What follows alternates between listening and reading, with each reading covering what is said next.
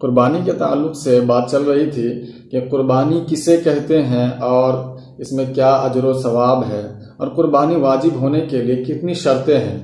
تو سب سے پہلے ہم روشنی ڈالیں گے کہ قربانی کسے کہتے ہیں۔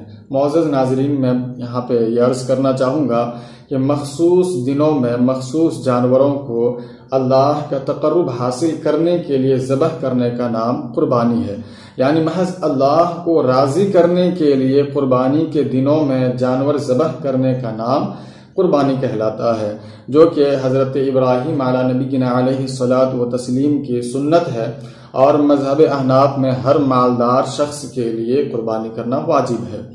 اب قربانی واجب ہونے کے لیے کتنی شرطیں ہیں؟ تو فقہاء کرام فرماتے ہیں کہ قربانی واجب ہونے کے لیے 4 شرطیں ہیں۔ ان میں پہلی شرط یہ ہے کہ مسلمان ہونا، دوسری شرط یہ ہے کہ مالدار ہونا یعنی مالک نصاب ہونا، تیسری شرط یہ ہے کہ آزاد ہونا، چوتھی شرط ہے کہ مقیم ہونا یعنی مسافروں پر قربانی واجب نہیں ہے۔ اور پھر قربانی کے کیا اجر و ثواب ہیں، تو میں اس تعلق سے سنن ابن ماجہ شریف کی حدیث نمبر 3127 آپ کے سامنے پیش کرنے کی کوشش کر رہا ہوں۔ حضرت زید بن ارقم رضی اللہ تعالیٰ عنہ اس حدیث کے راوی ہیں۔ وہ کہتے ہیں کہ اللہ کے نبی صلی اللہ تعالیٰ علیہ وسلم کے بارگاہ میں کچھ مسلمان حاضر ہوئے اور عرض کرنے لگے، یا رسول اللہ، یہ قربانی کیا ہے؟ تو آپ صلی اللہ تعالیٰ علیہ وسلم ارشاد فرماتے ہیں کہ قربانی تمہارے باپ حضرت ابراہیم علی نبینا علیہ الصلاۃ والتسلیم کی سنت ہے۔ تو ان لوگوں نے عرض کیا، رسول اللہ، اس میں ہمارے لیے کیا فائدے ہیں، اس میں کیا اجر و ثواب ہیں؟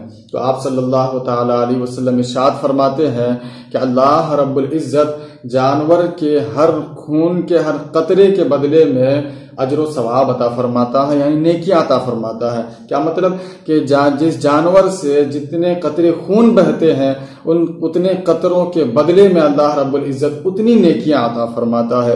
تو یہ قربانی کا اجر و ثواب ہے جو کہ اللہ کے رسول صلی اللہ تعالیٰ علیہ وسلم نے وضاحت فرمائی۔ اللہم صلی علی سیدنا و مولانا محمد، اللہم صلی علی سیدنا و مولانا محمد، اللہم صلی علی سیدنا و مولانا